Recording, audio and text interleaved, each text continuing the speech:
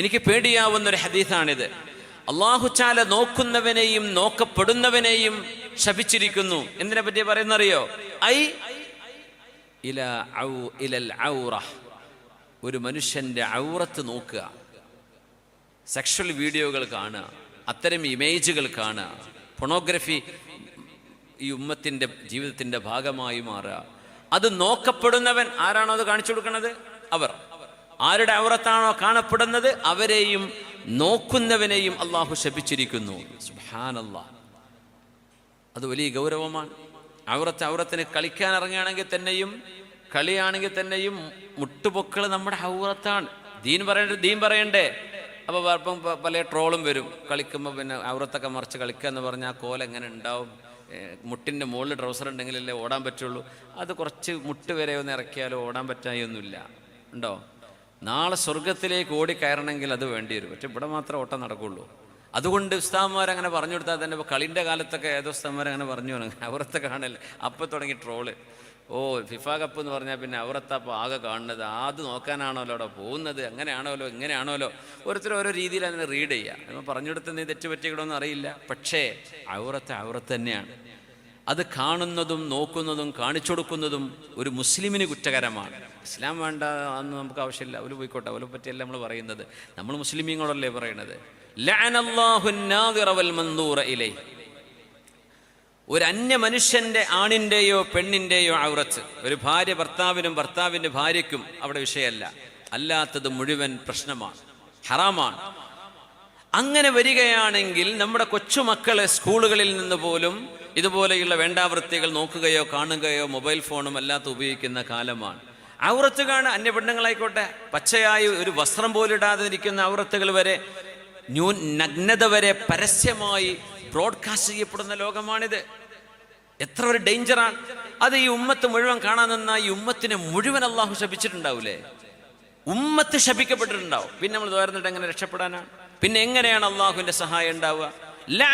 അള്ളാഹ് ശപിച്ചു എന്നാണ്. എല്ലാവരും ആണുങ്ങളും പെണ്ണുങ്ങളും ഇതാണെങ്കിൽ എൻ്റെ ഒരു ശ്രദ്ധയിലേക്കൊരു വിഷയം എൻ്റെ സുഹൃത്ത് സൂചിപ്പിച്ചു. അദ്ദേഹത്തിൻ്റെ സുഹൃത്ത് ആളിപ്പോൾ ഗൾഫിലാണുള്ളത്, ഭാര്യ നാട്ടിലാണ്, ഒരു കുട്ടിയുണ്ട്. ഭാര്യയുടെ പണി എന്ന് പറഞ്ഞാൽ മൊബൈൽ ഫോൺ എടുക്കുക, അതിലിങ്ങനെ കണ്ടുകൊണ്ടിരിക്കുക, വേണ്ടാത്തൊക്കെ ഉണ്ടാവും. റൂം പോയി കിടന്നുറങ്ങി കുട്ടികൾ വാതിൽ തുറന്ന് വാതിൽ തുറക്കുന്ന ശല്യം ചെയ്യുമ്പോൾ കുട്ടികളുടെ കയ്യിൽ ഫോൺ കൊടുക്കുക. അപ്പോൾ കുട്ടികൾ എന്ത് ചെയ്യും? ആ ഫോണിട്ട് പോകും. അപ്പോൾ 30 വീണ്ടും കിടക്കാം. ഈ നടക്കുന്ന നടത്തത്തിനിടയിൽ ആ ഉമ്മ കണ്ടിരുന്ന മോശപ്പെട്ട വീഡിയോകളൊക്കെ അതിൻ്റെ ഹിസ്റ്ററിയിൽ ഉണ്ടാവുമല്ലോ. അപ്പോൾ കുട്ടി നോക്കുമ്പോൾ കുട്ടി അത് കണ്ടു. ആ കുട്ടിക്ക് 11 വയസ്സായിട്ടുള്ള ആൺകുട്ടിക്ക്, ആ കുട്ടി ഇപ്പോൾ ഈ ഒരു സെക്ഷൽ വീഡിയോകളുടെ അഡിക്റ്റായി മാറി, വലിയ വിഷയമായി. ഇപ്പം എന്തേ? ഉമ്മ അറിഞ്ഞിട്ട് പോലുമില്ല ഈ സംഭവം. കുട്ടി ഇത് മൊബൈൽ എടുത്ത് കൊണ്ടുപോകുന്നത് കാണാനാണ്. കണ്ട് കുട്ടിക്ക് ഇതുപോലെയുള്ള കാര്യങ്ങൾ ചെയ്യണമെന്ന് തോന്നി തുടങ്ങി. 10-11 വയസ്സാവുന്നുള്ളൂ. എത്ര ഡേഞ്ചറാണ് ആലോചിച്ച് നോക്കി. നമ്മുടെ പെണ്ണുങ്ങളും ഇത് കാണുന്നുണ്ട്, ആണുങ്ങളും കാണുന്നുണ്ട്. അങ്ങനെ വരികയാണെങ്കിൽ ഈ ഉമ്മത്തിൻ്റെ ആമീനിനും ദുആ സമ്മേളനത്തിനും എവിടെ നിന്ന് ഉത്തരം കിട്ടാനാണ്? ഔറത്ത് നോക്കുന്നവനെയും ഔറത്ത് കാണിച്ചു കൊടുക്കുന്നവനെയും അള്ളാഹു ശപിച്ചിരിക്കുന്നുവെന്ന് പുണ്യ റസൂലുള്ളാഹി സ്വല്ലല്ലാഹു അലൈഹി വസല്ലം. അള്ളാഹുവിന്റെ മലക്കുകൾ ശപിക്കും, മുഅ്മിനീങ്ങൾ ശപിക്കും. യൽഅനുഹുമുൽ ലാഇനൂൻ. അതുകൊണ്ട് നമ്മൾ പേടിക്കണം. ഇതുപോലെയുള്ളൊരു കാലഘട്ടത്തിൽ ഈ ഉമ്മത്തിന് പ്രതിസന്ധി വരുന്നത്, നമ്മുടെ ഉള്ളിൽ കിടക്കുന്ന പ്രതിസന്ധി, പുറത്തുനിന്നുള്ള പ്രതിസന്ധി, ശത്രുക്കളുടെ പ്രതിസന്ധി, ഭരണകൂടങ്ങളിൽ നിന്ന് വരുന്ന പ്രതിസന്ധികൾ, ഭീഷണികൾ, ഇതിനൊക്കെ അള്ളാഹു നമ്മെ ശപിച്ചിട്ടുണ്ടെങ്കിൽ എന്ത് നടക്കും? എന്ത് ചെയ്തിട്ട് എന്ത് കാര്യം? അള്ളാഹ് ശപിച്ചു വിട്ട പിന്നെ എന്ത് ചെയ്യും? തിരിഞ്ഞു നോക്കോ? നമ്മൾ ഒരാളോട് പിണങ്ങിയാൽ ആ മനുഷ്യമ്മ തിരിഞ്ഞു നോക്കോ? ആള് കിണറ്റിൽ വീണു, ആ കടന്നോട്ടെ എന്നല്ലേ പറയാ. ഒരാളോട് ദേഷ്യം ഉണ്ടെങ്കിലേ ശപിക്കുക ചെയ്തിട്ടുണ്ടെങ്കിൽ എന്തായിരിക്കും അവസ്ഥ? അള്ളാഹു ഈ ഉമ്മത്തിന് ശപിച്ചു, ആയിക്കോട്ടെ, ഓരോ JCB മുഴുവെടുത്ത് കോരിക്കൊണ്ടേക്കോട്ടെ, എനിക്കെന്ത് അവർക്കിതൊക്കെ അല്ലേ വേണ്ടത് എന്ന് അള്ളാഹു അങ്ങ് തീരുമാനിച്ചു കഴിഞ്ഞിട്ടുണ്ടാകുമോ എന്ന് നമ്മൾ പേടിക്കണം. ലഅനല്ലാഹു നാദിറ വൽ മൻദൂറ ഇലൈഹി. മലക്കുകളുടെ ദുആയും അവരുടെ സാമീപ്യവും ഒക്കെ കിട്ടുന്ന കൂട്ടത്തിൽ അവരുടെ ശാപം വാങ്ങിക്കുന്ന കാര്യങ്ങളാണ് നമ്മൾ ശ്രദ്ധിക്കേണ്ടത്. അള്ളാഹു കാത്തുരക്ഷിക്കട്ടെ, അള്ളാഹു കാത്തുരക്ഷിക്കട്ടെ. മൻ ദഖലൽ ഹമ്മാമ ബിഗൈരി മിഅ്സരിൻ ലഅനഹുൽ മലക്കാൻ. അരമുണ്ട് വസ്ത്രമില്ലാതെ പബ്ലിക്കായ ഒരു ബാത്റൂമിലോ കുളിസ്ഥലത്തോ ഒരാൾ ഇറങ്ങുമ്പോൾ, മുഅ്മിനായൊരു മനുഷ്യനെ ആണായാലും പെണ്ണായാലും ഔറത്ത് കാണിക്കുമ്പോൾ രണ്ട് മലക്കുകളും അവരെ ശപിച്ചു കൊണ്ടിരിക്കുമെന്ന് മഹാനായ റസൂലുള്ളാഹി സ്വല്ലല്ലാഹു അലൈഹി വസല്ലം. അതിൻ്റെ ഭാഗമായിട്ട് ഒരുപാട് ഫിത്തന വരും.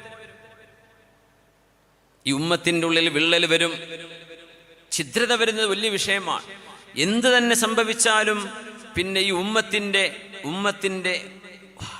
ഒരുമ വലിയൊരു വിഷയമാണ്. ഐക്യത്തിന് വിരുദ്ധമായി വരുന്നതെല്ലാം കോംപ്രമൈസ് ചെയ്യാൻ, നമുക്ക് കോംപ്രമൈസ് ചെയ്യാൻ കഴിയില്ല. ആ ഐക്യമാണ് പ്രാധാന്യം, ഈ ഉമ്മത്തിൻ്റെ വഹ്ദത്താണ് പ്രാധാന്യം. അത് എല്ലാവരും മനസ്സിലാക്കണം.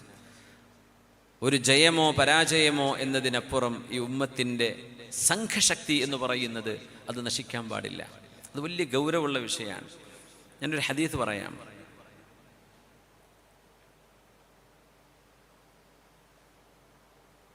താനി ജിബ്രീലു വമീകാഈലു വഇസ്റാഫീലു അലൈഹിസ്സലാം, 3 മലക്കുകൾ ഹബീബിന്റെ അരികത്ത് വന്നു സ്വല്ലല്ലാഹു അലൈഹി വസല്ലം.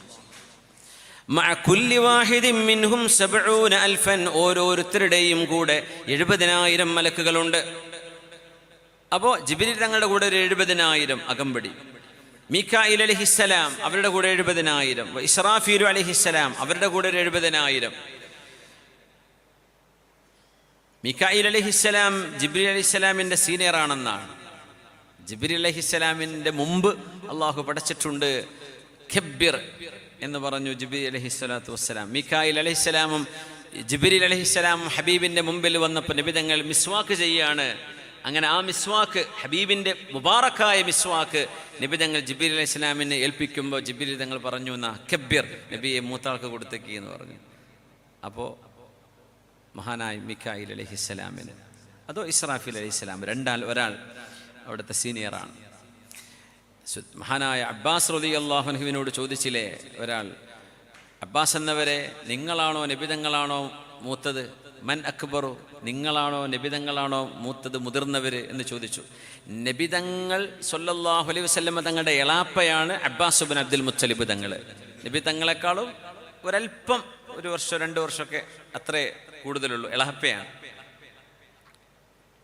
അപ്പോൾ അബ്ബാസ് എന്നവരോട് ചോദിക്കുകയാണ് റളിയല്ലാഹുവിന്, അബ്ബാസ് എന്നവർ, നിങ്ങളാണോ നബിയാണോ മൂത്തത് എന്ന് ചോദിച്ചു. അപ്പോൾ പറഞ്ഞു, ഹു അക്ബറു, നബിയാണ് മൂത്തത്, വലാകിന്നി ഉലിത്തു ഖബ്ലഹു, പക്ഷെ ഞാനാണ് ആദ്യം പ്രസവിക്കപ്പെട്ട ആള് എന്ന് പറഞ്ഞു സ്വല്ലല്ലാഹു അലൈഹി വസല്ലം.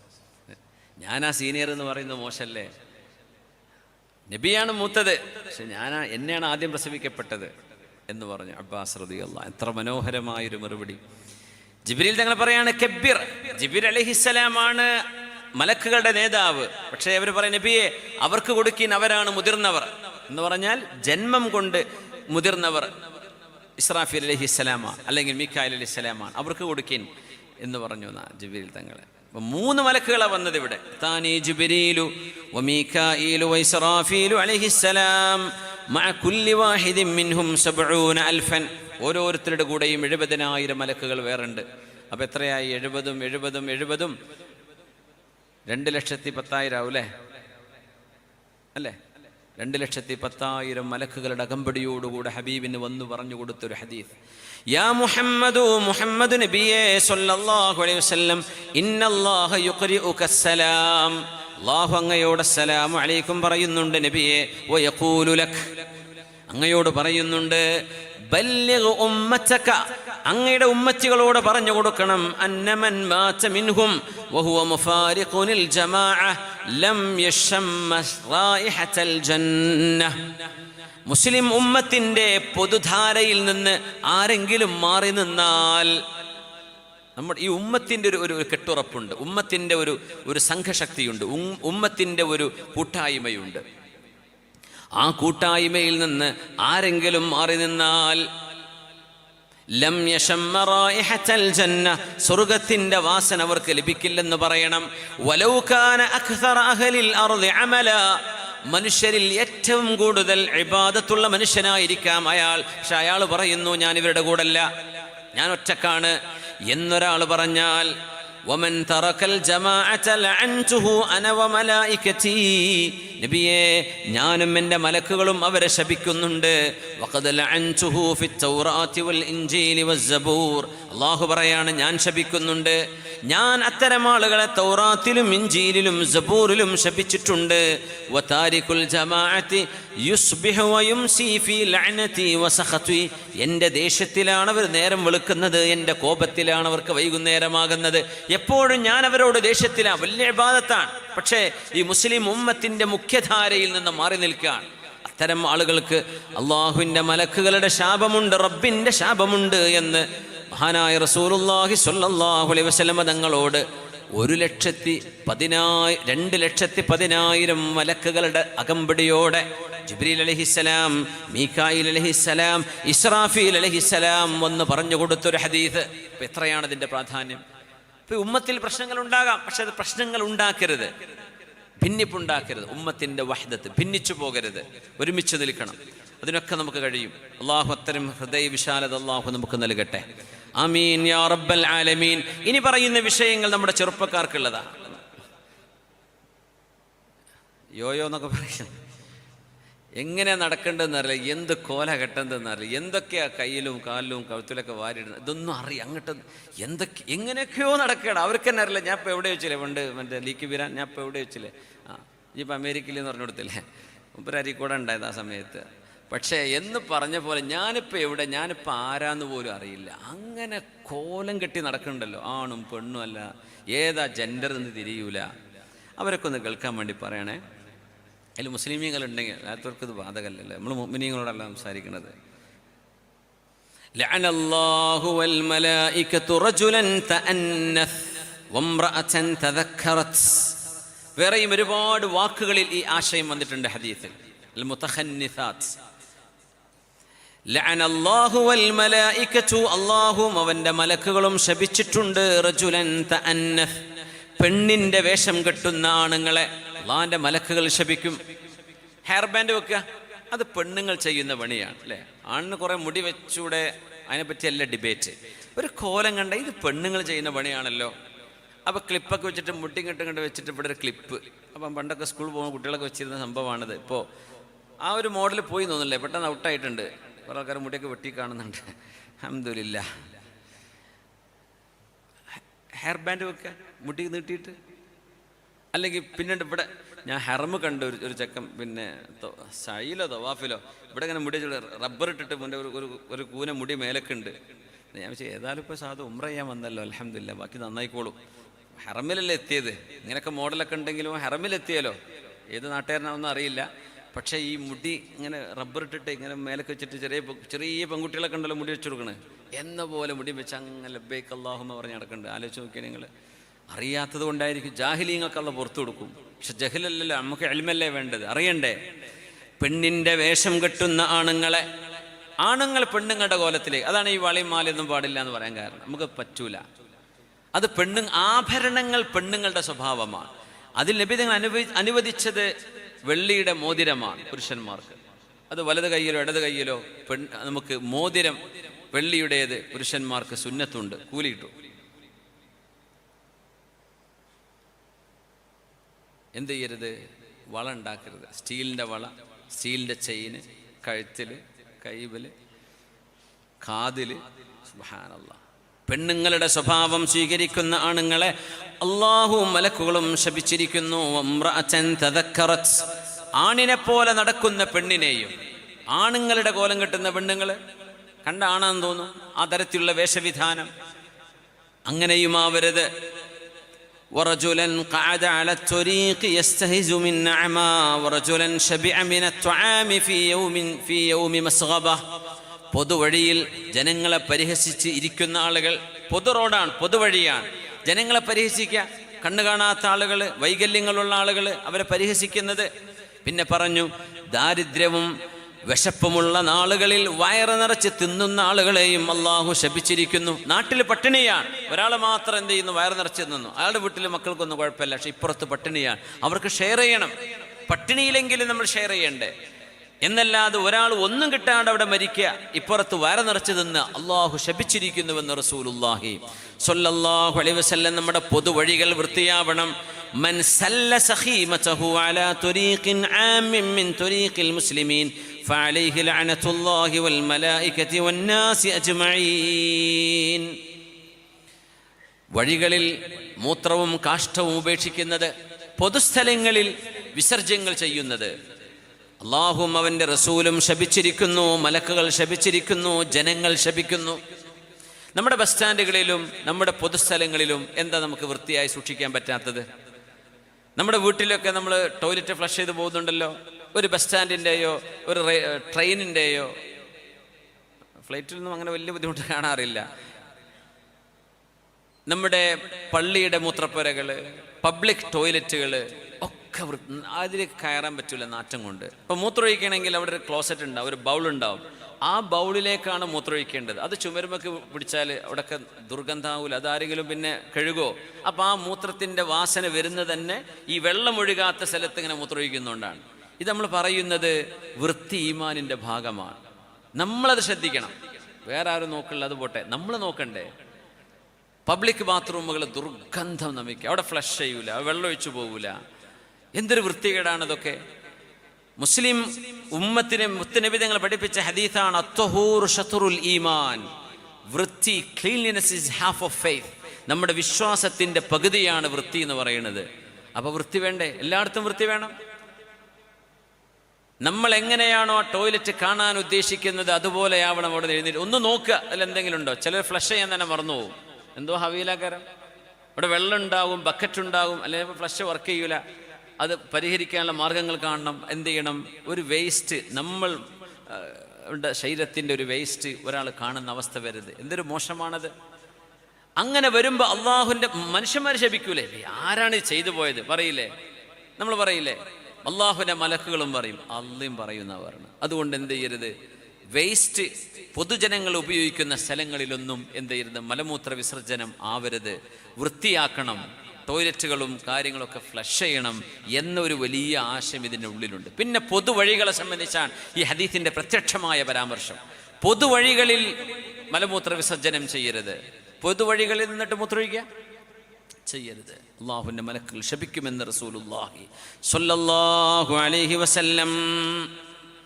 സഹോദരിമാരെ സംബന്ധിച്ച് ഒന്ന് രണ്ട് ഹദീസുകളുണ്ട്, സൂചിപ്പിക്കട്ടെ. ഇന്നൽ മർഅത, ഏതെങ്കിലും ഒരു പെണ്ണ് വീട്ടിൽ നിന്നും ഭർത്താവിൻ്റെ സമ്മതമില്ലാതെ പുറത്തിറങ്ങുന്നുവെങ്കിൽ, അത്യാവശ്യ കാര്യത്തിനൊന്നുമല്ല, ആവശ്യമേ ഉള്ളൂ, അത്യാവശ്യമല്ല, ഭർത്താവ് പറഞ്ഞു നീ പോവണ്ട എന്ന്, ഒരു മസ്ലഹത്ത് ഉദ്ദേശിച്ച മുമ്പ് പറഞ്ഞു, ഇടങ്ങാറാക്കാൻ വേണ്ടി പറഞ്ഞതുമല്ല. പക്ഷേ അവൾ പുറത്തിറങ്ങാണ്, ഷോപ്പിങ്ങിനോ അതിനോ ഇതിനോ എന്നൊക്കെ പറഞ്ഞിട്ട് പുറത്തിറങ്ങാണ്. അങ്ങനെ വരുമ്പോൾ ആകാശലോകത്തെ എല്ലാ മലക്കുകളും അവരെ ശപിച്ചുകൊണ്ടിരിക്കും. ആ പെണ്ണ് നടന്നു പോകുന്ന ഓരോ മണൽത്തരിയും അവളെ ശപിക്കും. വീട്ടിലേക്ക് എത്തുന്നവരെ പുറത്തിറങ്ങരുതെന്നോ അത്യാവശ്യങ്ങൾക്കല്ലാതെ നിങ്ങൾ പുറത്തിറങ്ങരുതോ എന്ന് തൻ്റെ ഭർത്താവ് ഉപദേശിച്ചിരിക്കെ വെറുതെ അങ്ങാടിയിലൂടെ കിടങ്ങപ്പോൾ അവസാനത്തെ പത്താണ്, ഷോപ്പിങ്ങിന് വേണ്ടി ഇറങ്ങുന്ന സമയമാണ്. അതൊക്കെ നമുക്ക് നോമ്പിൻ്റെ മുമ്പ് ചെയ്തു വെക്കാൻ കഴിയുന്നതാണ്. അല്ലെങ്കിൽ മിനിമം നമ്മുടെ ഇബാദത്തിൻ്റെ സമയത്തിൽ നഷ്ടം വരാത്ത രീതിയിൽ അതിനെ പരിഹരിക്കേണ്ടതാണ്. അതൊരു ഒരു ഒരു ഒരു ഒരു ഫെസ്റ്റിവലായിട്ട് നമ്മൾ കാണേണ്ടതില്ല. അല്ലാഹു സുബ്ഹാനഹു വ തആല ബോധം നൽകട്ടെ. പെണ്ണുങ്ങളെ സംബന്ധിച്ച് ശ്രദ്ധിക്കേണ്ട ഒരു കാര്യം കൂടെ നബി തങ്ങൾ പറഞ്ഞു, ഇദാ ബാതത്തിൽ മർഅതു ഹാജിറതൻ ഫിറാഷ സൗജിഹാ ലഅനതഹൽ മലായികതു ഹത്താ തുസ്ബിഹ്. കല്യാണം കഴിഞ്ഞൊരു പെണ്ണ് ഭർത്താവിൻ്റെ കൂടെ ജീവിക്കുമ്പോഴേ, ഭർത്താവിൻ്റെ കൂടെ അവരൊരുമിച്ച് കിടക്കേണ്ടവരാണ്. അത് മനഃപൂർവ്വം വെറുപ്പോടുകൂടെയോ ദേഷ്യത്തോടുകൂടെയോ ഒരു പെണ്ണ് മാറി നിൽക്കുമ്പോഴേ ലഅനതഹൽ മലായിക, അള്ളാഹുവിൻ്റെ മലക്കുകൾ ശപിക്കുന്നുവെന്ന് റസൂലുള്ളാഹി സ്വല്ലല്ലാഹു അലൈഹി വസല്ലം. കച്ചവടക്കാർ മൻ ബാഅ ഐബൻ ലം യുബയ്യിൻഹു, ഒരു കച്ചവടം ചെയ്യുമ്പോൾ അതിൻ്റെ ന്യൂനത പറയാതിരുന്നാൽ, ഇന്ന കുഴപ്പമുണ്ട് ഇതിന്. ഒരു ലാൻഡ് കച്ചവടം ചെയ്യാണ്, അത് ഇന്ന ആധാരത്തിൽ ഇത്ര പ്രശ്നമുണ്ട്, അതിൽ മൈനറുണ്ട്, അതിൻ്റെ അടിയാധാരത്തിന് ഇങ്ങനെ പ്രശ്നമുണ്ട്, ഇതൊന്നും പറയില്ല, കച്ചവടം നടക്കും, ആളുകൾ വഞ്ചിക്കപ്പെടും. അറിഞ്ഞ ഒരു ഐബ് പറയാതിരുന്നാൽ, ഒരു പ്രൊഡക്റ്റ് വിൽക്കുമ്പോഴേ ഇത് ഒറിജിനലാണോ ഫേക്കാണോ ചോദിക്കും, പറഞ്ഞു കൊടുക്കുക അത് ഒറിജിനൽ ആണെങ്കിൽ ആണ്, അല്ലെങ്കിൽ അല്ല. ഒരു ഐബ് പറയണമെന്നാ. കണിയത്ത് ഉസ്താദ് കച്ചവടം നടത്തി പൊളിഞ്ഞു എന്നാ പറയല് കച്ചവടം. പക്ഷെ മഹാനവറുകൾ സ്വർഗത്തിലേക്ക് വലിയൊരു കച്ചവടമാണ് നടത്തിയത്. കച്ചവടം നടത്തുമ്പോഴേ മരം ഫുൾ എടുക്കുമല്ലോ, പീസ് അല്ലല്ലോ, ഒരു ഫുൾ മരം ഒരുമിച്ചെടുക്കുമ്പോഴേ ചെറിയ ഓട്ട കാണുമ്പോൾ മഹാനവറുകൾ മരക്കച്ചവടം ചെയ്ത് പറഞ്ഞ് അതാണ് ചെറിയ ഓട്ടം ഉണ്ട് കേട്ടോ, അതിൻ്റെ ഉള്ളിൽ ഇത് വലിയ ഓട്ടം ഉണ്ടോ എന്ന് എനിക്കറിയില്ല കേട്ടോ. പിന്നെ ആരാ വില കൊടുക്കുക? വണ്ടി കച്ചവടം നടത്തുന്നതൊക്കെ അധികം പറ്റിക്കലാണ്. ഏതെങ്കിലും വള്ളപ്പൊക്കത്തിലൊക്കെ വീണ് എഞ്ചിനൊക്കെ ഫെയിലായ സാധനം കൊണ്ടുവന്നത് പുതിയ സാധനം കേട്ടോ, 2020 മോഡലാന്ന് പറയും. മോഡലൊക്കെ ശരിയായിരിക്കും, പക്ഷേ ഇതൊരു വെള്ളത്തിൽ കിടന്ന് എണീറ്റതാണെന്നെങ്കിലും പറഞ്ഞു കൊടുക്കണ്ടേ? ഞങ്ങൾ നന്നാക്കി എടുത്തിട്ടുണ്ട്, അതൊക്കെ പറഞ്ഞു ഐബ് പറഞ്ഞു കൊടുക്കണം എന്നാണ്. ഇന്ന പ്രശ്നങ്ങൾ ഇതിനുണ്ട്, അത് പറഞ്ഞിട്ടേ കച്ചവടം ചെയ്യും. അല്ലാതെ ചെയ്യുന്ന കച്ചവടങ്ങളിൽ അള്ളാഹുവിൻ്റെ മലക്കുകൾ ലം തസലിൽ മലായികതു തൽഅനുഹു, മലക്കുകൾ ആ മനുഷ്യനെ ശപിച്ചുകൊണ്ടിരിക്കുമെന്ന് റസൂലുള്ളാഹി സ്വല്ലല്ലാഹു. അപ്പോൾ ഒരുപാട് കച്ചവടക്കാർ അവരുടെ വീടുകളിൽ മലക്കുകളുടെ ശാപങ്ങൾ വരൂലേ? അള്ളാഹുലേക്ക് തൗബ ചെയ്യണം. നമുക്ക് അങ്ങനെ കിട്ടുന്ന ലാഭം മതി എന്ന് വിചാരിച്ചാൽ പോരെ? അങ്ങനെ കിട്ടുന്നത് മതി. എന്തിനാണ് ഈ ആൾക്കാരെ പറ്റിക്കുന്നത്? ഉള്ളതുപോലെ പറയും. ഇഷ്ടികപ്പൊടി വരെ അരച്ചിട്ടും പല പൊടികളും ചേർത്തിട്ടൊക്കെയാണ് മുളക് പൊടി വരുന്നത്. അപ്പോൾ പറഞ്ഞു കൊടുത്താൽ മതി, ഇത് ഒറിജിനൽ കിട്ടണമെങ്കിൽ ആ ബ്രാൻഡ് എടുത്തോളൂ, അല്ലെങ്കിൽ ഇവിടെ പോയിക്കോളൂ. നമ്മൾ അജുക്കോര അഫ്സൽ കണ്ടല്ലോ അവിടെ മേലെ, മാഷാ അല്ലാ. അത് മുപ്പരെ പോലെ എന്താ പറയുക, സ്വന്തം കൈ കൊണ്ട് കഴുകി ഉണക്കി പൊടിച്ചുണ്ടാക്കി ഒറിജിനൽ വിൽക്കുന്ന ഒരുപാട് ആൾക്കാർ ഇപ്പോൾ നാട്ടിലുണ്ട്. പക്ഷെ നമ്മൾ പല ബ്രാൻഡുകളും കാണുന്നത് അങ്ങനെ, അതിലൊക്കെ വില കുറവുണ്ട്. അപ്പോൾ ആൾക്കാർ വേഗം വില കുറവല്ലേ എന്ന് പറഞ്ഞ് ഓടും. നോക്കുമ്പോൾ അതിൽ മുളക് പൊടി കുറച്ചേ ഉണ്ടാവുള്ളൂ, ബാക്കി പല പൊടിയായിരിക്കും. മരപ്പൊടി വരെ പെയിൻ്റ് അടിച്ച് വരുന്നുണ്ടെന്ന് കേട്ടോ, അതിൻ്റെ ഉള്ളിൽ ചുവന്ന പൊടിയൊക്കെ ഇട്ട്. യാ അല്ലാഹ്, ഐബ് പറയണം. അങ്ങനെ കച്ചവടം ചെയ്യരുത്. മനുഷ്യൻ്റെ ജീവനും ശരീരവും കൊണ്ട് നമ്മൾ എത്രയാ അസുഖങ്ങൾ ലോകത്ത്, എത്രയാ ആശുപത്രി കൊണ്ടുപോയി നമ്മൾ കൊടുക്കുന്നത്. ഇതൊക്കെ ഭക്ഷണം കൊണ്ട് ഉണ്ടാകുന്നതല്ലേ ബഹുഭൂരിപക്ഷം രോഗങ്ങൾ. അതുകൊണ്ട് ശ്രദ്ധിക്കണമേ എന്ന് പ്രത്യേകം ഓർമ്മപ്പെടുത്താണ്. റസൂലുള്ളാഹി സ്വല്ലല്ലാഹു അലൈഹി വസല്ലം തങ്ങൾ പറഞ്ഞു, ലഅനല്ലാഹു ആകില റിബാ വമൂകില, പലിശ തിന്നുന്ന ആളുകളെ അല്ലാഹു ശപിച്ചിരിക്കുന്നു, അത് തീറ്റിപ്പിക്കുന്നവരെയും, വശാഹിദൈഹി, അതിനെ സാക്ഷി നിൽക്കുന്നവരെയും, വകാതിബഹു, അതിൻ്റെ അക്കൗണ്ടന്റുമാർ, ഹും ഫീഹി സവാ, അവരെല്ലാം ഇതിൽ ഒരുപോലെയാണ്. വലിയ ഗൗരവമുള്ളൊരു വിഷയമാണ്. വട്ടിപ്പലിശയും അല്ലാത്ത പലിശയും ഒക്കെ ഉണ്ടാവും. അടവിന് സാധനം വാങ്ങിക്കുമ്പോൾ ശ്രദ്ധിക്കണം. ഒരു സാധനത്തിൻ്റെ വില 1000 അത് 1000 കൊടുത്താൽ സാധനം തരും. അടവാണെങ്കിൽ അത് അടക്കുമ്പോൾ 1200 ആകുന്നുണ്ട്, എന്നാൽ അത് പലിശയാണ്. ഏറെ കൊടുക്കുന്നത് പലിശയാണ്. നിങ്ങൾ അങ്ങനെ ഒരു ഗതികേടിലാണ് എന്ന് അള്ളാഹിനോട് പറയാൻ പറ്റുന്നൊരു കാരണമുണ്ടോ? അപ്പോഴേ നിങ്ങൾക്കത് പറ്റുള്ളൂ. വേറെ ഒരു വകുപ്പില്ല. നിങ്ങൾ മജ്ബൂറാണ്, കുടുങ്ങിപ്പോയതാണ്, അല്ലെങ്കിൽ പറ്റില്ല. ഉണ്ടിക്ക് പൈസ അയക്കുമ്പോൾ അങ്ങനെയാണ്. ഗൾഫിൽ നിന്നൊക്കെ അയക്കുമ്പോഴേ അല്ലെങ്കിൽ നാട്ടിൽ നിന്ന് അയക്കുമ്പോഴേ ഇത് പറ്റുമോ പറ്റൂല എന്നത് വലിയൊരു ഡിബേറ്റാണ്.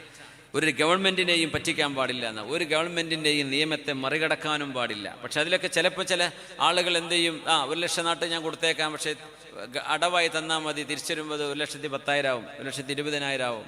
അത് പലിശയായപ്പോൾ സമയബന്ധിതമായി കൊടുക്കുന്ന കടത്തിന് ഏറെ വാങ്ങിക്കുന്നത് പലിശയാണ്. പിന്നെ ബാങ്ക് പോകുന്ന പലിശകളൊക്കെ പറയേണ്ട കാര്യം, അതൊക്കെ സർവ്വസാധാരണമാണ്. ബാങ്കിൽ ലോണില്ലാത്ത, അവിടെ പണയം വെച്ചിട്ടില്ലാത്ത ഏത് വീട്ടുകാരാളോ ഒന്ന് കൈപൊക്കിയാട്ടെ. ഒരു ബാങ്കിൽ ഒരു ലോണും ഇല്ല, ഒരു പണയവും ഇല്ല, ഒരാൾക്കും അടക്കാനില്ല. അൽഹംദുലില്ലാ. ഉണ്ട് ഏകദേശം ഒരു more than half of the audience. അൽഹംദുലില്ലാ, ബറക്കല്ലാഹ്. പെണ്ണുങ്ങളുടെ ഭാഗത്ത് എങ്ങനെ കൈപൊക്കിയെന്ന് അറിയില്ല. ഭർത്താവ് അറിയാതെ ഓല് കൊണ്ടുപോയി വെച്ചിട്ടുണ്ടാവും. മാലക്കവിടെ ഉണ്ടാവുമല്ലോ എന്ന്, അത് കൊണ്ടുപോയി വെച്ചിട്ടുണ്ടാവും. ഓല് അതുകൊണ്ട് അടിച്ചു പൊളിക്കുന്നുണ്ടാവും ചിലപ്പോൾ. പിന്നെ അറിയാം പടച്ചോനെ ഇതൊക്കെ പോയല്ലോ എന്ന്. അതുകൊണ്ട് പെണ്ണുങ്ങളെ ശ്രദ്ധിക്കണേ. പലിശ എവിടെ കുറവ് എന്ന് നോക്കണം, അതാ വലിയ ഡേഞ്ചർ. എവിടെ പലിശ കുറവ്, അവിടെ എത്രയുള്ളൂ, ഇവിടെ എത്രയുള്ളൂ. രണ്ടും തീയാണ്, രണ്ടും തീയാണ്. അത് ഏതാ കൂടുതൽ കത്തണത്, ഏതാ കുറച്ച് കത്തണമെന്നാണ് നോക്കുന്നത്. കയ്യിൽ വെച്ച ചൂട് ചോര് പോലെയല്ലേ.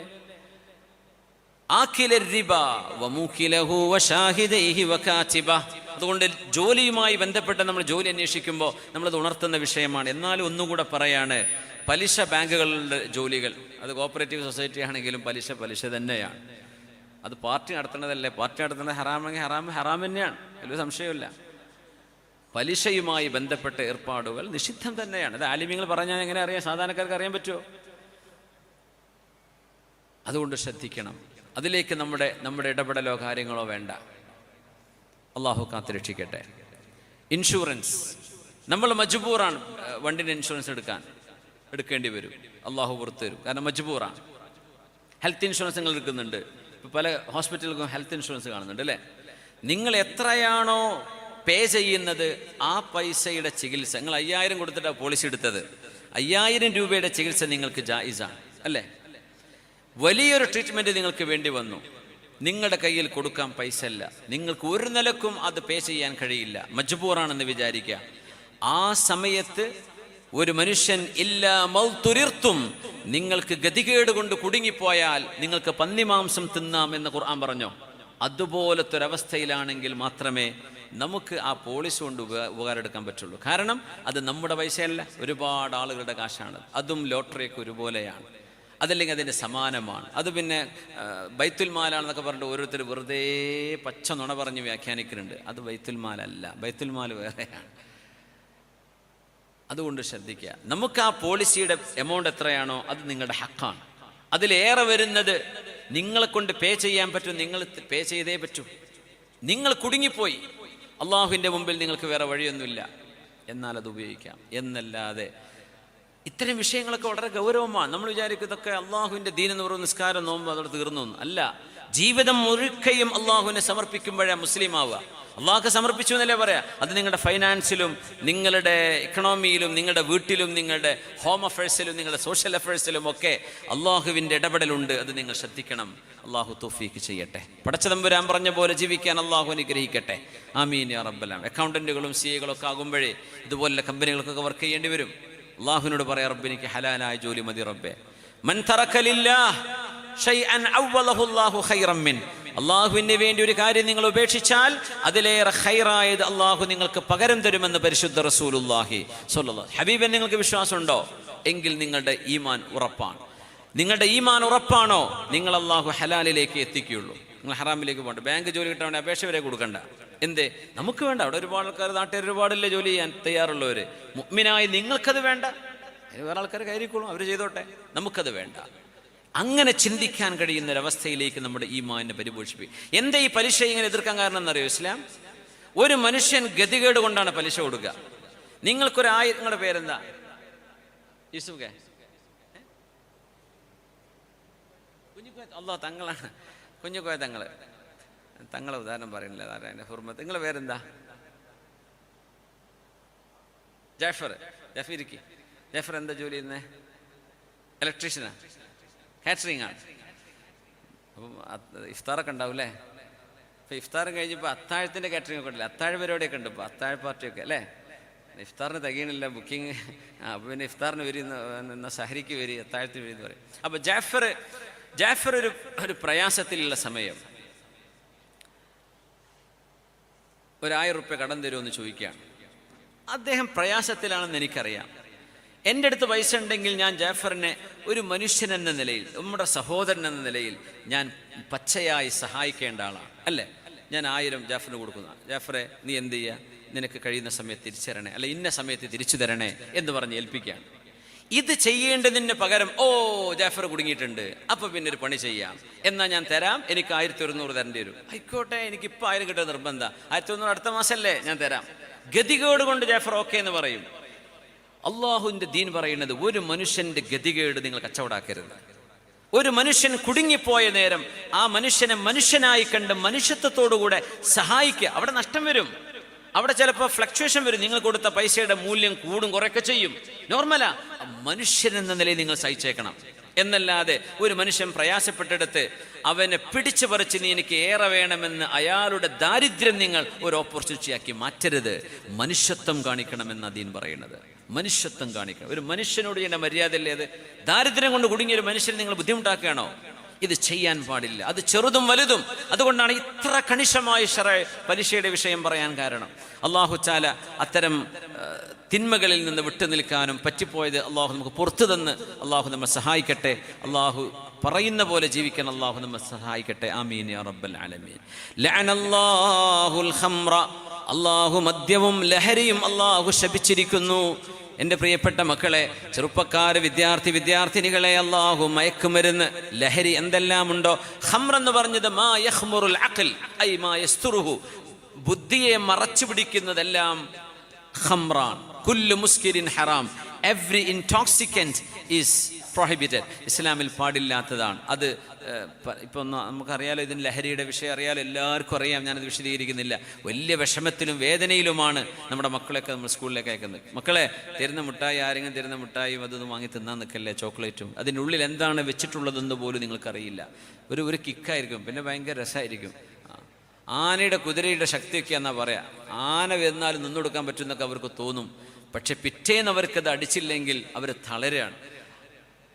അത് കിട്ടാതിരുന്നാൽ അവർ പിന്നെ അക്രമകാരികളായി മാറാണ്. അവർ അപഹരിക്കാൻ വേണ്ടി പോവാണ്. അവരുടെ സംസ്കാരവും ബുദ്ധിയും എല്ലാം നഷ്ടപ്പെടല്ലേ, ഒരു ഉമ്മത്തിനെ നശിപ്പിക്കല്ലേ ലോകത്തെല്ലായിടത്തും.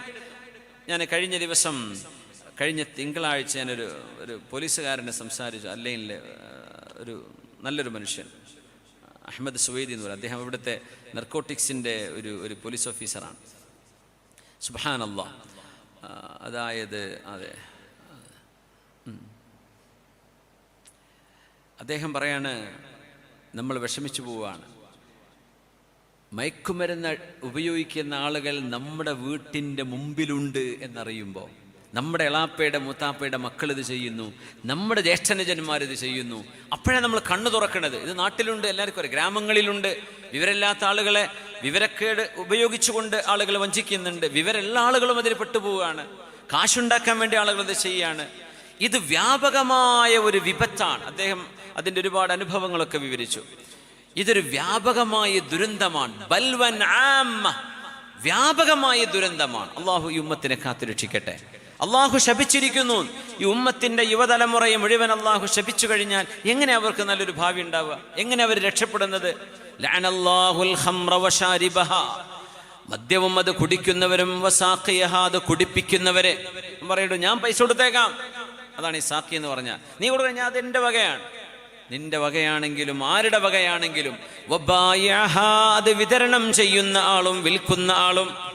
ഇതിനൊക്കെ ലിങ്കുകള് വലിയ വലിയ ഗാങ്ങുകളാണ്. അതിലൊക്കെ നമ്മളെ ആൾക്കാരുണ്ട്, പേരുള്ളവർ, നമ്മളെ ഖൗമിന്റെ പേരുള്ളവർ. വമുബ്താഅഹ, ആർക്കാണ് വിൽക്കപ്പെടുന്നത് അവരും. വആസിറഹ വമുഅതസിറഹ, ഇത് ഉണ്ടാക്കുന്നവരും ഇത് പാക്ക് ചെയ്യുന്നവരും. വഹാമിലഹ, അത് കൊറിയർ ചെയ്യുന്നവരും കൊണ്ടു നടക്കുന്നവരും. വൽ മഹ്മൂലത ഇലൈഹി, ആർക്കാണോ ഇത് കൊണ്ടുവന്ന് കൊടുക്കുന്നത് അവരും. വആകില സമനിഹ, ഈ ലഹരി വിറ്റ് ഉണ്ടാക്കുന്ന കാശ് തിന്നുന്നവനെയും അല്ലാഹും അവന്റെ മലക്കുകളും ശപിച്ചു എന്ന് മഹാനായ റസൂലുള്ളാഹി സ്വല്ലല്ലാഹു അലൈഹി വസല്ലം. നോക്കണേ, പുണ്യനബി ലോകത്തോട് ചെയ്ത നന്മയാണിതൊക്കെ. ഈ ഉമ്മത്തിന് ഹബീബിന്റെ വാക്കുകൊണ്ട് നബി തങ്ങൾ നിയന്ത്രിക്കുകയാണ്. നിങ്ങൾ മദ്യം ഉപയോഗിക്കരുത്, നിങ്ങളത് ചെയ്യരുത് എന്നൊരു ഉമ്മത്തിനോട് ഹബീബിന്റെ ഉപദേശമാണ്. നമ്മുടെ ചിന്തകൾ നബി തങ്ങൾ സംരക്ഷിച്ചു തന്നില്ലേ? നമ്മുടെ കൈകാലുകൾ, നമ്മുടെ അവയവങ്ങൾ, നമ്മുടെ വ്യവഹാരങ്ങൾ, നമ്മുടെ പ്രവൃത്തികൾ, നമ്മുടെ പഞ്ചേന്ദ്രിയങ്ങൾ, എല്ലാറ്റിലും പരിശുദ്ധിയല്ലേ പുണ്യനബി നൽകിപ്പോയത് സ്വല്ലല്ലാഹു അലൈഹി വസല്ലം. ഈ ഉമ്മത്തിന് എന്തൊക്കെ ദുരന്തമാണോ നിങ്ങളത് ചെയ്യല്ലേ എന്ന് പറഞ്ഞു. എന്തൊക്കെ ഉപകാരമുണ്ടോ നിങ്ങൾ ചെയ്തോളൂ എന്ന് പറഞ്ഞു. എന്തൊക്കെ ഹറാമാക്കിയിട്ടുണ്ടോ ഇസ്ലാം, അത് നമുക്കും ഈ രാജ്യത്തിനും നാടിനും ഈ ഭൂമിക്കും ശല്യമായതുകൊണ്ടാണ്, വേണ്ടാത്തത് കൊണ്ടാണ്.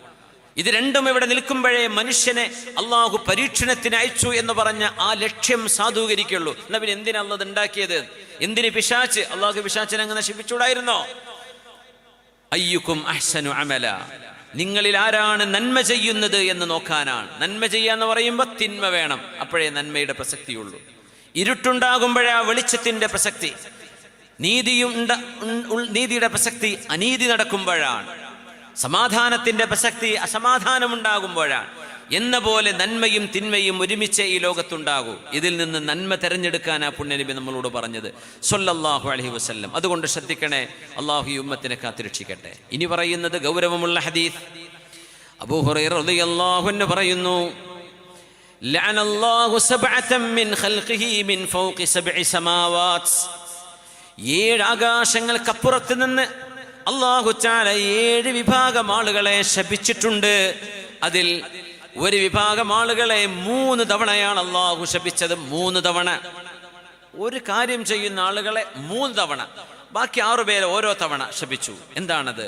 ശ്രദ്ധിക്കണേ ചെറുപ്പക്കാർ, ശ്രദ്ധിക്കണേ. വറദ്ദദൽ ലഅനത അലാ വാഹിദിൻ മിൻഹും 3 തവണയാണ് ഒരു വിഭാഗത്തെ ശപിച്ചത്.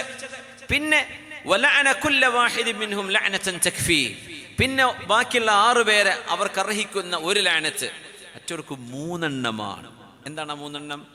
മൽഊനും മൻ അമില അമല ഖൗമി ലൂത്ത്, മൽഊനും മൻ അമില അമല ഖൗമി ലൂത്തിൻ, മൽഊനും മൻ അമില അമല ഖൗമി ലൂത്ത് അലൈഹിസ്സലാം. റസൂലുള്ളാഹി സ്വല്ലല്ലാഹു അലൈഹി വസല്ലം തങ്ങൾ പഠിപ്പിക്കുകയാണ്, അരാജകത്വം ലോകത്ത് നടക്കരുത് എന്ന് പഠിപ്പിക്കാൻ.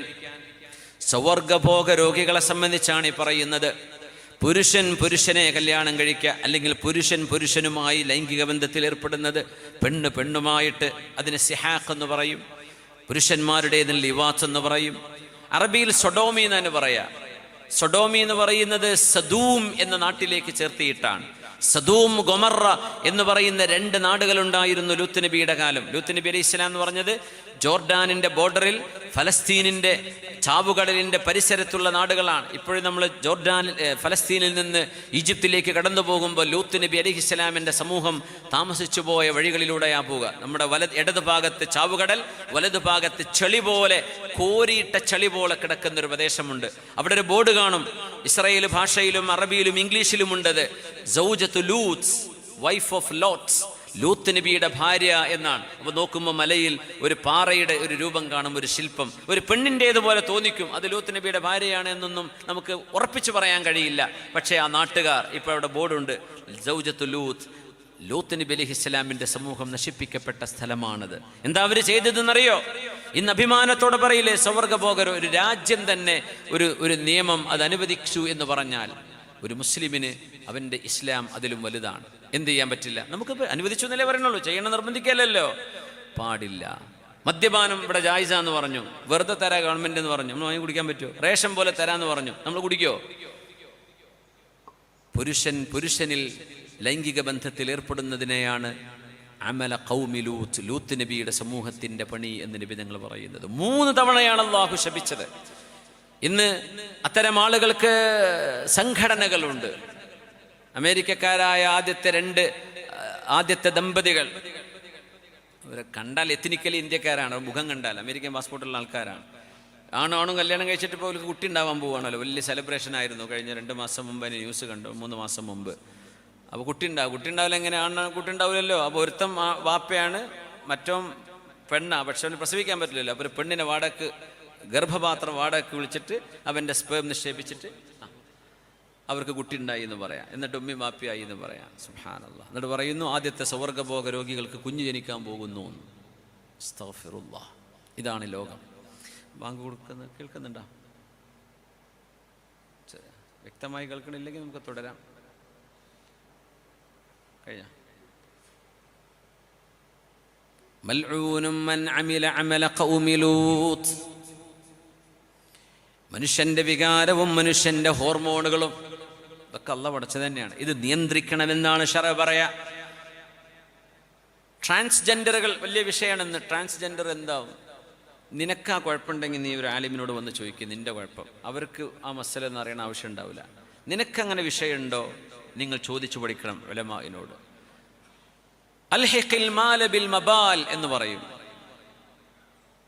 ഹിജടകളെന്നോ അല്ലെങ്കിൽ നപുംസകങ്ങളെന്നോ എന്ന് പറയുന്നത് അത് അള്ളാഹു നൽകുന്നൊരു ശാരീരിക പരീക്ഷണമാണ്. കയ്യും കാലും ഇല്ലാത്ത ആൾക്കാർ ജനിക്കണില്ലേ? കണ്ണില്ലാതെ ജനിക്കണില്ലേ? അസുഖങ്ങളുമായിട്ട് ജനിക്കണില്ലേ? വികൃതങ്ങളുമായിട്ട് ജനിക്കണില്ലേ? 0.1% ആളുകൾക്ക് വലിയ വൈകല്യങ്ങൾ സംഭവിക്കുന്നുണ്ട്. പക്ഷേ ബാക്കി 99% ആളുകൾ പൂർണ്ണാരോഗ്യത്തിലല്ലേ ജനിക്കുന്നത്. ഒരു വൈകല്യമുണ്ടായാൽ ആ വൈകല്യം എന്താ നമ്മൾ ചെയ്യാം? മറച്ചു പിടിക്കൂലേ? ഒരു പുരുഷനിൽ സ്ത്രീ ഹോർമോണാണുള്ളത്. അത് അള്ളാഹു നൽകുന്ന ഒരു പരീക്ഷണമാണ് എന്ന് വിചാരിച്ചവർക്ക് ഏത് തോന്നിവാസവും ഹലാലാക്കണം എന്ന് വാദിക്കുകയാണോ? ഞാൻ ചോദിക്കട്ടെ, ഒരു കുഴപ്പവുമില്ലാത്ത സാധാ പുരുഷനും സ്ത്രീയും അള്ളാഹു എത്രയാണ് ഖലഖ ദക്കറ വൽ ഉൻസ, ആണിനെയും പെണ്ണിനെയും പടച്ചു എന്ന് എത്രയാ ഖുർആൻ പറഞ്ഞെന്നറിയങ്ങൾ? നിങ്ങളെടുത്ത് ഓതി നോക്കുമ്പോൾ കാണാൻ പറ്റും. അദ്ദഖറ വൽ ഉൻസ. എനിക്ക് തോന്നുന്നു ഇന്നത്തെ കാലത്ത് അത് പറയൽ അനിവാര്യമാണ്. ഇനി ആണും പെണ്ണും അല്ലാത്തൊരു വർഗ്ഗമാണ് മനുഷ്യൻ എന്ന് പറയാൻ അപ്പോൾ പോണത്. ആണെന്ന് പറയുമ്പോൾ ഇത് പെണ്ണ് എന്ന് പറയുമ്പോൾ ഒരു മോശം. അത് അങ്ങനെ ആണും പെണ്ണൊന്നും എല്ലൊക്കെ ഒരു ജെൻഡറാണ് എന്ന് പറയാൻ പോകുന്ന ഒരു ലോകത്ത് അദ്ദഖറ വൽ ഉൻസ, അള്ളാഹു ആണിനെ ആണായും പെണ്ണിനെ പെണ്ണായിട്ട് പഠിച്ചു. അത് മനുഷ്യന് തിരുത്താൻ കഴിയില്ല. ഈ ജെൻഡർ മാറ്റിവെക്കാൻ വേണ്ടിയൊക്കെ ജെനറ്റൈൽസിലൊക്കെ വരെ സർജറി നടത്തി റിഗ്രറ്റ് ചെയ്ത് സങ്കടപ്പെട്ട് ഡിപ്രഷൻ വന്ന് മരിച്ചു പോകുന്ന എത്രയോ രോഗികളുണ്ട്. ഞാൻ അതിനെ സംബന്ധിച്ചുള്ള ആർട്ടിക്കിൾ ഇന്ന് എയർപോർട്ടിലേക്ക് വരുമ്പോൾ എയർപോർട്ടിൽ നിന്ന് വായിച്ചുകൊണ്ടിരിക്കുകയായിരുന്നു. ഒരുപാട് വലിയ റിപ്പോർട്ടുകളാണ് സൈക്കോളജിസ്റ്റുകൾ സമർപ്പിക്കുന്നത്. വേണ്ടില്ലായിരുന്നു, ആണ് പെണ്ണ് ആണൊക്കെ ആയിട്ട് കോലം കെട്ടി വന്നതാ, പിന്നെ അവർ ആണിലും പെടുന്നില്ല പെണ്ണിലും പെടുന്നില്ല. ആ ഒരു ടൈമൊക്കെ കഴിഞ്ഞ് കുറച്ച് ഫോട്ടോ ഒക്കെ എടുത്ത് 4 സോഷ്യൽ മീഡിയയിൽ വിട്ടു, കുറച്ച് ലൈക്കും ഷെയറൊക്കെ കിട്ടി, പിന്നെ ഒറ്റക്കാണ്, പിന്നെ ആണുമല്ല പെണ്ണുമല്ല, അവനെന്നെ തോന്നിയാൽ എന്തിനാ ഈ പണിയൊക്കെ ചെയ്തത് എന്ന്. അങ്ങനെ ഡിപ്രഷൻ അടിച്ച് ഇരുട്ട് റൂമിൽ കഴിയുന്ന എത്രയോ ആളുകളുണ്ട്. ആണായിട്ടും പെണ്ണായിട്ടും അല്ല പഠിച്ചത്, അത് റബ്ബിന്റെ ഹിക്മത്താണ്. അതെങ്ങനെ നമുക്ക് തിരുത്താൻ പറ്റും?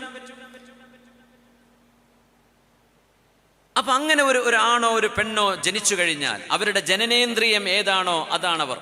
ചിലപ്പോൾ ആണിൻ്റെതാണ് കാണുമ്പോൾ പെണ്ണാ തോന്നുന്നു, ആൾ ആണാണ്.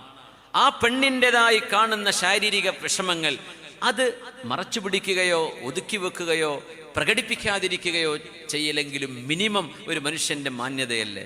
പക്ഷെ അത് പെണ്ണിനെ പോലെ ഇങ്ങനെ നടക്കുക, സാരി ചുറ്റി നടക്കുക, യാചിക്കുകയും ചെയ്യുക, അല്ലാതെയും ചെയ്യുക. ട്രെയിനിലൊന്നും യാത്ര ചെയ്യാൻ പറ്റാത്തൊരവസ്ഥ ഉണ്ടായിരുന്നു. വന്ന് തോണ്ടുകയാണ്, ഒരു പൈസ എടുക്കുന്നത്. ആരാ നല്ല സാരി കിട്ടി ഒന്നാമെന്ന് വമ്പറന്നോള് നോക്കുമ്പോൾ ആണാണ്. പക്ഷെ അതൊരു സെലിബ്രേഷൻ, ആഘോഷിക്കുക. ഇതൊരു വൈകല്യമാണ്. ആ വൈകല്യം നിങ്ങൾ ക്ഷമിക്കുന്നതിന് അള്ളാഹു നിങ്ങൾക്ക് കൂലി തരും. ഒരു കണ്ണില്ലാതെ മനുഷ്യന്മാർ ജനിക്കണില്ലേ? കൈകാലില്ലാതെ ജനിക്കുന്നില്ലയോ? വൈകല്യങ്ങൾ ഉണ്ടായിട്ട് ജനിക്കുന്നില്ലേ? പക്ഷെ ആ വൈകല്യം ഒരു സെലിബ്രേഷൻ ആക്കാൻ പറ്റും. ഇതെന്ത് കാലമാണ്? അത് സൃഷ്ടിപ്പാണ്, നമുക്കൊന്നും ചെയ്യാൻ കഴിയില്ല. ആ വൈകല്യത്തെ മറച്ചു പിടിക്കാൻ എന്തെങ്കിലും ചെയ്യാൻ പറ്റുമോ? നിങ്ങൾക്ക് ചെയ്യാം. അത്തരം സർജറികൾ പോലും അവർക്ക് ജായിസാണ്. പക്ഷേ ഒരു ആണായിട്ട് ജനിച്ചൊരു മനുഷ്യൻ പെണ്ണിനെ പോലെ നടന്ന് സ്വർഗഭോഗ രോഗിയായിട്ട് ജീവിക്കുന്നത് അത് അംഗീകരിക്കണമെന്നും അവരുടെ ഹോർമോൺ അങ്ങനെയാണെന്നും, അങ്ങനെ ജനിച്ചു പോയതല്ലേ, അവർക്ക് അങ്ങനെയാ തോന്നുന്നുള്ളൂ, അവർക്ക് പെണ്ണിനെ കല്യാണം കഴിക്കാൻ പറ്റൂല, അവർക്ക് ആണിനോട് ആഗ്രഹം ഉണ്ടാവുള്ളൂ എന്ന് പറയിപ്പിച്ച ലോകത്ത് പ്രഖ്യാപിച്ച മുഴുവൻ ആളുകളും സ്വർഗഭോഗ രോഗികളായിരുന്നു എന്നാണ്. ഞാൻ ചോദിക്കട്ടെ, ഒരു കുഴപ്പമില്ലാത്ത മനുഷ്യന്മാർ ഭാര്യയെ കല്യാണം കഴിച്ച് കുടുംബമായി ജീവിക്കാനാണ് ഇസ്ലാം പഠിപ്പിക്കുന്നത്. പക്ഷെ ഒരാൾക്ക് തോന്നുക കാണുന്ന പെണ്ണുങ്ങളൊക്കെ സമീപിക്കണമെന്ന്. അവൻ്റെ ഹോർമോൺ അങ്ങനെയാ, നടക്കട്ടെ നിങ്ങൾ പറയോ? നടക്കട്ടെ എന്ന് പറയോ? ആ ഹോർമോണിനെ നിയന്ത്രിക്കണം എന്നല്ലേ പറയാ? അവൻ്റെ ഇമോഷൻസിനെ നിയന്ത്രിക്കണം എന്ന് പറയും, ഇല്ലേ? എങ്കിൽ എന്തുകൊണ്ട് ഇതുപോലെയുള്ള ട്രാൻസ്ജെൻഡറിനെ കുറിച്ച് പറയുന്നില്ല? ഒരു ചെക്കന് തോന്നുക കാണുന്ന പോലെ മുഴുവൻ അടിക്കണമെന്ന്. അപ്പം ഒരു കൂട്ടർ സപ്പോർട്ട്, ഓൻ അങ്ങനെ തോന്നുന്നു, ഓൻ്റെ ഹോർമോൺ അങ്ങനെയാ, നിങ്ങളൊക്കെ നിന്നോട് ഗോടി കൊള്ളാൻ വേണ്ടിയിട്ട് അവനെ പിടിച്ചു വെക്കണ്ടേ? അവൻ നിയന്ത്രിക്കണ്ടേ? അത് അവന് ഭ്രാന്താണെങ്കിൽ പോട്ടെ, വിഷയം അതല്ല. ബോധമുള്ള ആളുകൾക്കൊരു ഒരു ഫിസിക്കൽ ഡിസബിലിറ്റി വന്നു കഴിഞ്ഞാൽ അതിനെ എങ്ങനെ ട്രീറ്റ് ചെയ്യണം ഇസ്ലാം പഠിപ്പിക്കുന്നു, ദീൻ പഠിപ്പിക്കുന്നു, സംസ്കാരങ്ങൾ പഠിപ്പിച്ചിട്ടുണ്ട്. ഇന്ന് അതൊക്കെ വകഞ്ഞു മാറ്റി ആണും പെണ്ണും സ്വർഗഭോഗ രോഗികളായിട്ടും അല്ലാതെയും നന്മയും സർവ്വമൂല്യങ്ങളും കളഞ്ഞു കുളിക്കുക, അതിന് കൊടിപിടിക്കുക, അതിന് സംഘടനകൾ, അതിന് ഫേസ്ബുക്ക് കൂട്ടായ്മകൾ. എന്തോ ഒരു കാലമാണ് റബ്ബേ ഇത്! എന്താ മനുഷ്യന്മാർ ചിന്തിക്കാത്തത്? ഇങ്ങനെ മൃഗമായി ജീവിക്കാനാണോ പടച്ച തമ്പുരാൻ മനുഷ്യനെ പടച്ചത്? ഒരു മനുഷ്യന്റെ ജനനേന്ദ്രിയമേതോ അഅ്തിൽ മാല ലിൽ മബാൽ. ഒരു വലിയൊരു ജാഹിലിയ കാലത്ത് ഒരു അറബിയുടെ ചരിത്രമുണ്ട്. അബ്ദുല്ലാഹിബ്നു ജദ്ആനിന്റെയോ മറ്റോ സംഭവമാണെന്നാണ് എൻ്റെ ഓർമ്മ ശരിയാണെങ്കിൽ, അദ്ദേഹമാണ് പറഞ്ഞതെന്ന്. അഅ്തിൽ മാല ലിൽ മബാൽ. നപുംസകയായ ഒരാളുണ്ടായിരുന്നു. ഒരു ആണിൻ്റെ ഓഹരിയാണോ പെണ്ണിൻ്റെ ഓഹരിയാണോ സമ്പത്ത് കൊടുക്കേണ്ടത് എന്നൊരു ചർച്ച വന്നപ്പോൾ ആ അറബി ഗോത്രത്തിൻ്റെ പ്രമുഖൻ പറഞ്ഞൊരു വാക്കാണിത്, അഅ്തിൽ മാല ലിൽ മബാൽ. ബൗൽ എന്ന് പറഞ്ഞാൽ മൂത്രം എന്നാണ്. മൂത്രമൊഴിക്കുന്ന സ്ഥലം ഏതാണോ അതിനനുസരിച്ച് സമ്പത്ത് കൊടുക്കേണ്ടത്. അത് ആണിൻ്റേതാണെങ്കിൽ പുരുഷൻ്റെ ഓഹരി, അല്ലെങ്കിൽ പെണ്ണിൻ്റേത്. അതാണ് അതിൻ്റെ സാരം. ചുരുക്കി പറഞ്ഞാൽ ആണും പെണ്ണും എന്ന 2 വർഗമല്ലാത്ത മൂന്നാമതൊരു വർഗം അള്ളാഹ് പഠിച്ചിട്ടില്ല. അത് മനുഷ്യൻ ചില വൈകല്യങ്ങളെ സെലിബ്രേറ്റ് ചെയ്യാൻ വേണ്ടി പറഞ്ഞുണ്ടാക്കുന്നതാണ്. അതൊരു വൈകല്യമാണ്, അതിന് പരിഹാരം കാണണം. പക്ഷേ അവർക്ക് തോന്നുന്ന ഹോർമോണുകളുടെ ആ ഒരു തോന്നലനുസരിച്ച് ചെയ്യണം എന്ന് പറയുകയും വാദിക്കുകയും ചെയ്യുന്നത് മിനിമം സംസ്കാര ശൂന്യതയാണ് എന്ന് പറയാം. അതാരെയും വേദനിപ്പിക്കാൻ വേണ്ടി പറയല്ല. മുസ്ലിം ഉമ്മത്തിൽ ഇത്തരം ആളുകൾ ഉണ്ടെങ്കിൽ അവരോടാണ് പറയണത്, അല്ല നാട്ടിൽ നടക്കുന്നവരോടൊന്നും നമുക്ക് അവരോടൊന്നും പറയേണ്ട ബാധ്യതയില്ല. ഞാൻ പറയുന്നത് എൻ്റെ ഉമ്മത്തിലെ മെമ്പർമാരോട് മാത്രമാണ്. നമുക്കത് പറ്റില്ല, നമുക്ക് ആ പരിപാടി പറ്റില്ല. 3 തവണയാണ് അല്ലാഹുവിൻ്റെ റസൂൽ ശപിച്ചത് സ്വല്ലല്ലാഹു അലൈഹി വസല്ലം. മൽഊനും മൻ അമില അമല ഖൗമി ലൂത്ത്. എന്നിട്ട് പറഞ്ഞു മൽഊനും മൻ ദബഹ ലിഗൈരില്ലാഹ്.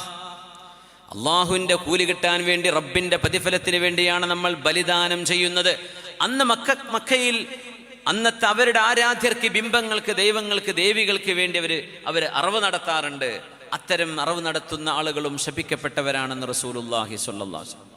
അപ്പൊ ചിലർ പറയും, മൊയ്തീൻ ഷേഖ് തങ്ങളുടെ ആണ്ടിന് അറുക്കണത് അതും ദബഹലി ഗൈരില്ല. ചില വമ്പന്മാരുണ്ട് നാട്ടില്, ചില ആളുകൾ അവർ പറയും അത് കൊണ്ടേ കളയാൻ നല്ലത്, അതൊക്കെ അള്ളാഹ്ക്കല്ലാത്തവർക്ക് വേണ്ടി അർത്ഥതല്ലേ. മനസ്സിലാക്കാത്തത് കൊണ്ടാണ് പറയുന്നത്. നിങ്ങളുടെ കുട്ടിക്ക് അഖീഖത്ത് അർത്ഥങ്ങൾ എന്താ പറയാ? അത് കുട്ടിക്ക് അർത്ഥത്, അള്ളാഹ്ക്ക് അർത്ഥമല്ല എന്നാ പറയാ? അങ്ങനെയാണോ പറയാ? അത് ആ കുട്ടിക്ക് നരകമോചനം ഉണ്ടാവാൻ, അള്ളാഹ് പ്രതിഫലം കൊടുക്കാൻ വേണ്ടി, അള്ളാഹ് സ്വീകരിക്കാൻ വേണ്ടി അല്ലേ നമ്മൾ ഇറക്കുന്നത്. മഹാനായ മുഹീദ്ദീൻ ഷേഖ് റഹ്മത്തുള്ളാഹി അലൈഹി ഖദ്ദസല്ലാഹു സിറ, അവരുടെ ഒരു ആണ്ട് വരുന്നു, ബദരീങ്ങൾ ആണ്ട് വരുന്നു. എന്താ? നമ്മൾ അവർക്ക് ചെയ്യുന്ന ഒരു ദാനമാണ്. എങ്ങനെ? അള്ളാഹുവേ, മാംസം വിതരണം ചെയ്യുന്നു, ഭക്ഷണം വിതരണം ചെയ്യുന്നു, ഇതിന്റെ കൂലി അള്ളാഹുവേ ദീനിന് വേണ്ടി ജീവത്യാഗം ചെയ്ത ഈ മഹാന്മാർക്ക് നീ കൊടുക്കണമേ, നിന്റെ ഔലിയാഇന് നീ കൊടുക്കണമേ പടച്ചോനെ അതിന്റെ കൂലി എന്ന് പറഞ്ഞ് ആ പ്രതിഫലമാണ് ദാനം ചെയ്യുക. ആരാ കൂലി കൊടുക്കേണ്ടത്? അള്ളാഹു ജല്ല ജലാലു. അത് വിശ്വസിക്കുന്നവരല്ലേ മുസ്ലിമീങ്ങൾ. അങ്ങനെ ചെയ്യുമ്പോൾ പിന്നെ എങ്ങനെ ഇതൊക്കെ ഹറാമിന്റെ ഭക്ഷണമാണെന്ന് പറയാം? ചില ആളുകളെങ്കിലും അങ്ങനെ പറയുകയോ ചെയ്യുകയോ ചെയ്യുന്നത് ശ്രദ്ധയിൽപ്പെട്ടിട്ടുണ്ടായിരുന്നു. അതുകൊണ്ട് പറയാം, തെറ്റിദ്ധാരണയാണത്. പുണ്യ നബി തങ്ങളുടെ റബീഉൽ അവ്വൽ വരുന്നു, നമ്മൾ അന്നദാനം ചെയ്യുന്നു, അത് അള്ളാഹ്ക്ക് വേണ്ടി അല്ലാത്തതെന്നാ പറയാ? പുണ്യ ഹബീബിലേക്ക് നമ്മൾ നമ്മുടെ സ്വലാത്ത് ഹദിയ ചെയ്യുന്നില്ലേ? ഫാത്തിഹ ഓതി, നമ്മുടെ യാസീന്, ഇഖ്ലാസ്, മുഅവ്വിദത്തൈൻ, അള്ളാഹുവേ അതിന്റെ മിഥിലു സവാബ് ഹബീബിന് കൊടുക്കണേ എന്ന് പറയാറില്ലേ സല്ലല്ലാഹു അലൈഹി വസല്ലം? മരിച്ചുപോയ ആളുകൾക്ക് നമ്മൾ ചെയ്യുന്ന ദാനം, സൽക്കർമ്മങ്ങളെ ദാനം ചെയ്യാൻ പറ്റൂ. എന്നാൽ ഗിഫ്റ്റ് കൊണ്ട് കൊടുക്കാൻ പറ്റുമോ? ഇല്ല. നമ്മൾ ചെയ്യുന്ന ദാനം, സ്വതക്കയുടെ കൂലി, അള്ളാഹുവേ ഇതിന്റെ സവാബ്, ഇതിന്റെ കൂലിയോട് തത്തുല്യമായത് ഞങ്ങളുടെ ഈമാനിന്റെ കാരണക്കാരായ ഹബീബിന് കൊടുക്കണമേ സല്ലല്ലാഹു. അതാണ് റബീഉൽ അവ്വലിന് ഹബീബിന്റെ മേലിൽ നമ്മൾ അർത്ഥം കൊടുക്കുക എന്ന് പറഞ്ഞാൽ. അത് അള്ളാഹ്ക്ക് വേണ്ടി അല്ലാത്തവർക്ക്, അല്ലാത്തവർക്ക് അർത്ഥം കൊടുക്കുന്നതിൽ പെട്ടു എന്ന് പറയല്ലേ. ബദരീങ്ങളാണ്ടാണെങ്കിലും മുഹീദ്ദീൻ ഷേഖ് തങ്ങളുടെ പേരിലാണെങ്കിലും നിങ്ങളുടെ ഉമ്മാന്റെ ഉപ്പാന്റെ പേരിൽ ചെയ്യുകയാണെങ്കിലും അങ്ങനെ ചെയ്തൂടെ? എൻ്റെ മരിച്ചുപോയ ഉമ്മാക്കും ഉപ്പാക്കും ഈ സ്വതക്കയുടെ ദാനം, ആരൊക്കെ ഭക്ഷണം കഴിക്കുന്നുണ്ടോ ആ മുഅ്മിനീങ്ങൾക്ക് ദാനം ചെയ്തതിന്റെ കൂലി അള്ളാഹിന്റെ ഉമ്മാക്കും ഉപ്പാക്കും അവരുടെ ഖബറിലേക്ക് കൊടുക്കണമേ. നിങ്ങൾക്ക് അർത്ഥം കൊടുത്തൂടെ? ദാനം ചെയ്തൂടെ? ഒരു കുഴപ്പമില്ല. അത് അല്ലാത്തവർക്ക് അർത്ഥം എന്ന് പറയാൻ പാടുണ്ടോ? അങ്ങനെ പറയരുത്. ഈ പറഞ്ഞ വിഷയം അന്യ ദൈവങ്ങളെ ആരാധിച്ചിരുന്ന ആളുകളെ സംബന്ധിച്ചാണ്, സാന്ദർഭികമായി തിരുത്തിയതാണ്. മൂന്നാമത്തേത് മൽഊനുൻ മൻ അതാ ശൈഅൻ മിനൽ ബഹായിം. ചെറിയ കുട്ടികളൊക്കെ ഉണ്ടെങ്കിൽ ഈ വിഷയം പറയാൻ എനിക്ക് നാണുണ്ട്, പക്ഷേ മനസ്സിലാക്കണം, മുതിർന്ന ആൾക്കാരും ചെറുപ്പക്കാരൊക്കെ കൂടെ ഉണ്ടല്ലോ. മൽഊനുൻ, ശപിക്കപ്പെട്ടവനാണ്, മൻ അതാ ശൈഅൻ മിനൽ ബഹായിം, മൃഗങ്ങളുമായി ലൈംഗിക വീഴ്ച ചെയ്യുന്നത്. അതൊക്കെ ഒരു സംസ്കാരമാക്കി പടിഞ്ഞാറ് ലോകത്തിന് ഛർദ്ദിച്ചു തുപ്പിയതാണ്. നായകളും കുതിരകളും കഴുതകളും മൃഗങ്ങളും അവരുമായൊക്കെ ലൈംഗിക ബന്ധം. പുണ്യനബി തങ്ങൾ ഇതൊക്കെ എത്ര ദീർഘദൃഷ്ടിയോടുകൂടി, ഇതൊക്കെ 1400 കൊല്ലം മുമ്പ് പറഞ്ഞ വിഷയങ്ങളാണ്.